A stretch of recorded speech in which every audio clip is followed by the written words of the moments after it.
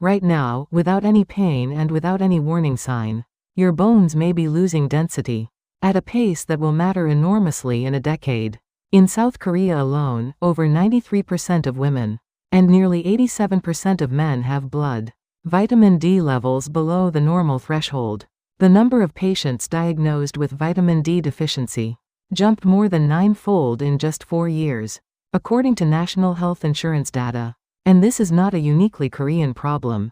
Research published in a global perspective study confirmed that vitamin D insufficiency affects hundreds of millions of people worldwide, spanning nearly every country and demographic group. Today's video is about understanding why this is happening, why a 15-minute walk in the morning sun is more fundamentally powerful than a vitamin D injection, and exactly how to activate your body's own production system starting today. First, let's establish what vitamin D actually is, because the name is misleading. Vitamin D is not a vitamin in the conventional sense.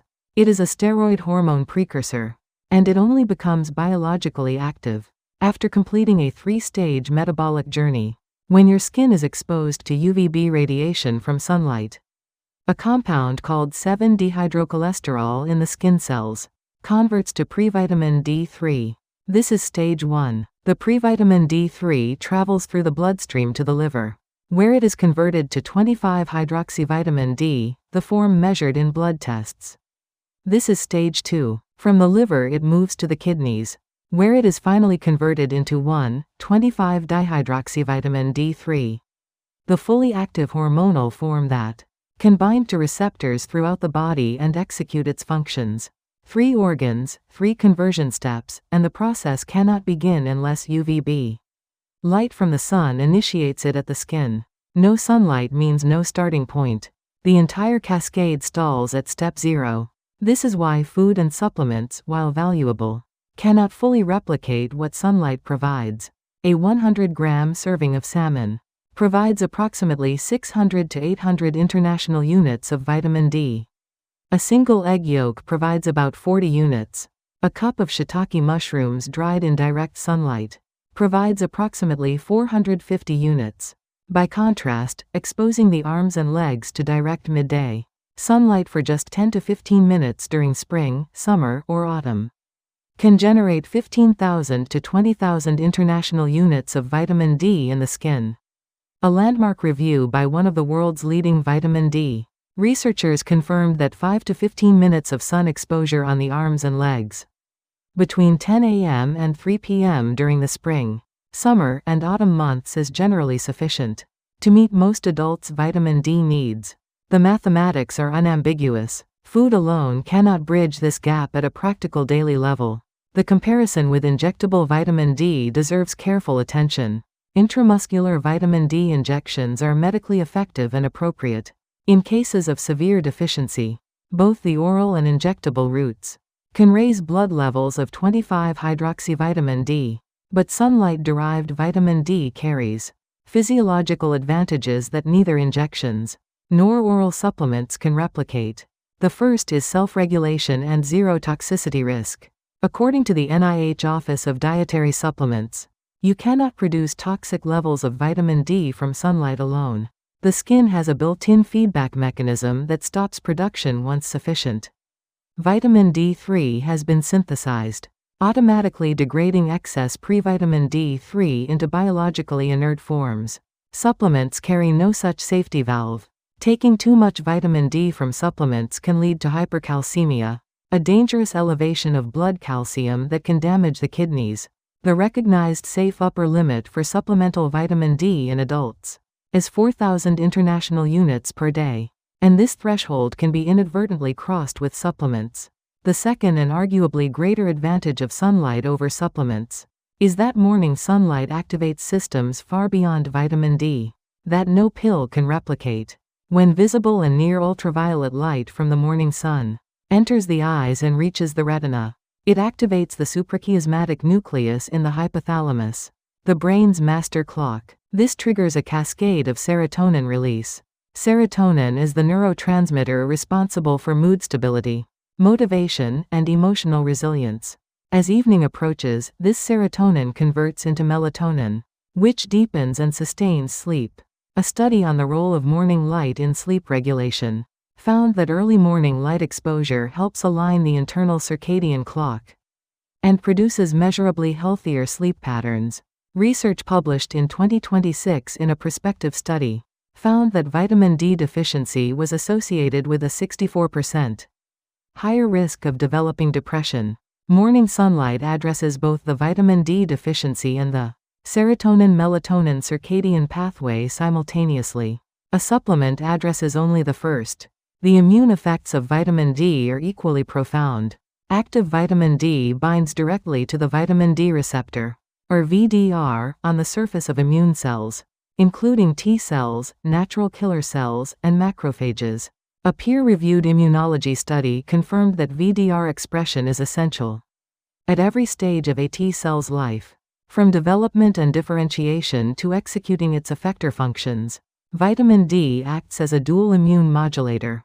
It suppresses the overactive immune responses that cause autoimmune diseases, while simultaneously enhancing the immune system's ability to identify and destroy cancer cells and pathogens. A significant cancer research study found that postmenopausal women who increased their vitamin D intake by 1,100 international units daily reduced their relative risk of cancer by 60 to 77%. A separate study found that individuals with a vitamin D blood level of 40 nanograms per milliliter had a 46% lower risk of colorectal cancer than those at 16 nanograms per milliliter. For bones specifically, the mechanism is essential to understand. Vitamin D's primary role in skeletal health is to enable calcium absorption in the small intestine. When vitamin D status is adequate, the intestine absorbs approximately 30 to 40% of dietary calcium. When vitamin D is deficient, that absorption rate falls to 10 to 15%. This means that eating calcium-rich foods or taking calcium supplements, while vitamin D deficient, is largely ineffective. The majority of that calcium passes through unabsorbed. Vitamin D is the key that unlocks the intestinal door for calcium. Without the key, the door stays closed, and calcium cannot enter the bloodstream to reach the bones, regardless of how much is consumed. This is why correcting vitamin D deficiency is a prerequisite for any meaningful bone health strategy. The optimal timing and conditions for vitamin D synthesis depend on geography, season, and skin type. UVB radiation, the specific wavelength that initiates vitamin D production in the skin, is only available when the sun is high enough in the sky, generally when the shadow you cast is shorter than your body height. In the spring, summer, and autumn months, the window between 10 a.m. and 2 p.m. offers the strongest UVB. In winter, particularly at higher latitudes, the sun angle drops too low for meaningful UVB to reach the Earth's surface, making November through March a period when sunlight alone cannot maintain adequate vitamin D levels for most people in temperate regions. During this period, dietary sources and appropriately dosed supplements become necessary. Darker skin produces less vitamin D from the same sun exposure, because melanin competes with 7-dehydrocholesterol for UVB photons, requiring longer exposure times to generate equivalent amounts. Several precautions must be stated clearly. Individuals with kidney disease may have an impaired ability to perform the final activation step of vitamin D in the kidney, meaning that normal blood levels of 25-hydroxyvitamin D may not guarantee adequate active hormone levels. These individuals should be managed by a nephrologist or endocrinologist. Those with a history of kidney stones should consult a physician before significantly increasing vitamin D intake, as enhanced calcium absorption may elevate stone recurrence risk.